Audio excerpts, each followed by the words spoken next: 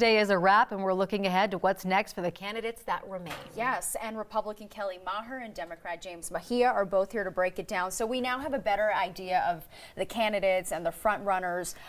What should we expect from them in the next few weeks? We'll start with James. Well, first of all, you're going to see a lot of fundraising by Biden. And it will not only be him, but his surrogates. Klobuchar is going to be out there for him. Buttigieg is going to be out there. But he's got a lot of surrogates around the country. So look for huge fundraising goals for Biden. He'll also retool the campaign and put offices in places where he hasn't been able to do that before, largely because of fundraising. And of course, the earned media that Biden's going to get from this bump, starting with South Carolina, but going all the way through Super Tuesday, will be amazing. Yeah. Yeah, it's definitely really winnowed. It looks like it's mostly a two-way race between Joe Biden and Bernie Sanders. I think one of the big questions right now is, what is Michael Bloomberg going to do? Because he is this like 300-pound money gorilla just kind of standing behind. And is he going to have the ability to divide the part of the Democratic Party who wants to go with anybody but Bernie because they don't see him as electable or they see him as too far to the left? Do you think that there's anything that Elizabeth Warren or Tulsi Gabbard or Bloomberg can do at this point to pick up momentum to really compete with the other two? I don't think so. Yeah.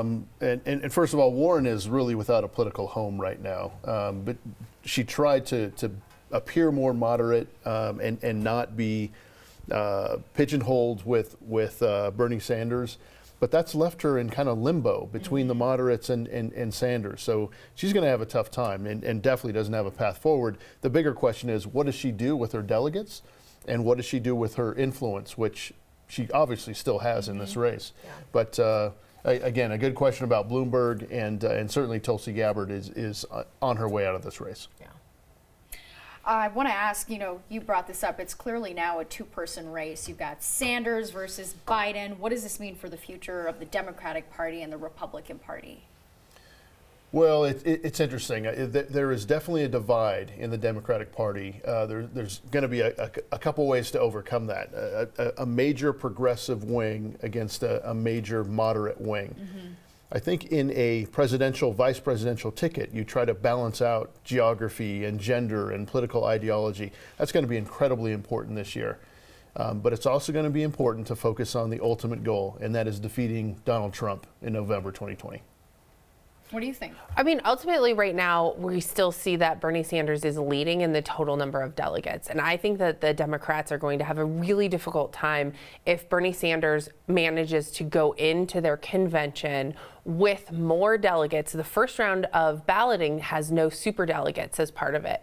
But if he doesn't meet that threshold of 1,991, which is what he needs in order to secure the nomination within the first round, the second round is when superdelegates then have the opportunity to vote.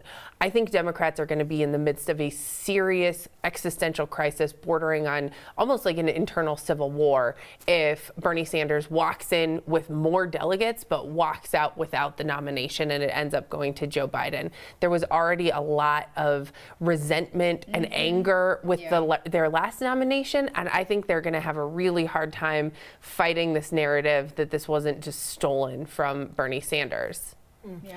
Well, we're narrowing it down, that's for sure. And we so appreciate you guys coming in early again, because I know you were here late. We always appreciate you. We love it. It was a big night. You can tell you guys love it. We really do. We have fun. And we appreciate your perspective for sure. All right, let's get a check the forecast.